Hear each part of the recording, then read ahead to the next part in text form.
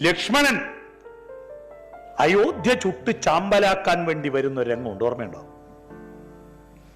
കൈകേയിനെയും ഞാൻ കൊല്ലും, ദശരഥനെയും കൊല്ലും, അയോധ്യ ചുട്ട് ചാമ്പലാക്കും എന്ന് പറഞ്ഞിട്ട് വില്ലുമെടുത്ത് കുഴിയെ കൊലച്ചിങ്ങനെ നിൽക്കുക.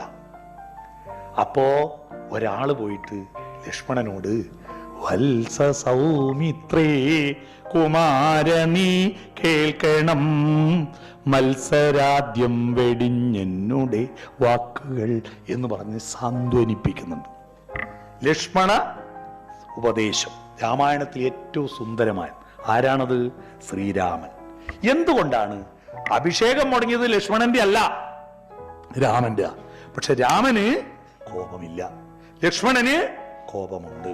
എന്തുകൊണ്ട് രാമന് കോപമില്ലാതിരുന്നു?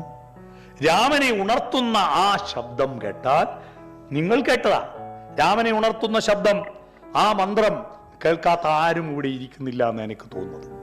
MS സുബ്ബലക്ഷ്മിയുടെ ശബ്ദത്തിൽ നിങ്ങൾ കേട്ടിട്ടുണ്ട്. കൗസല്യ സുപ്രജാ രാമ പൂർവസന്ധ്യാ പ്രവർത്തതേ എന്ന്. കൗസല്യയുടെ സുപ്രജ. നമ്മുടെ മക്കൾ സുപ്രജയാണോ? സുപ്രജ എന്ന് പറഞ്ഞാൽ എന്താ? സുഷ്ടുവായ പ്രകർഷേണ ജയിക്കുന്നവനാണ് സുപ്രജ. സുഷ്ടുവായ നന്മയുള്ള പ്രകർഷേണ ജയം, നിരന്തരം വിജയിക്കുന്നവനാണ് സുപ്രജ. നന്മയിലേക്ക് നിരന്തരം വിജയിക്കുന്നവൻ സുപ്രജ. പിടികിട്ടിയോ?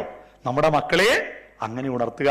എന്നാൽ ഉത്തിഷ്ഠ നരശാർദൂല ത്രൈലോക്യം മംഗളം കുരു. ഈ 3 ലോകവും മംഗളമാക്കി മാറ്റാൻ ഒരമ്മയും അച്ഛനും വിചാരിച്ചാൽ നടക്കും. എന്തു വേണം? മക്കളെ സുപ്രജയാക്കി വളർത്തുക. അതിന് രാവിലെ അവർക്ക് മനസ്സിന് ഊർജം കൊടുക്കുക, പ്രഭാതത്തിലേക്ക് ഉണർത്തുക, പുഞ്ചിരിക്കുക, സ്മൈൽ.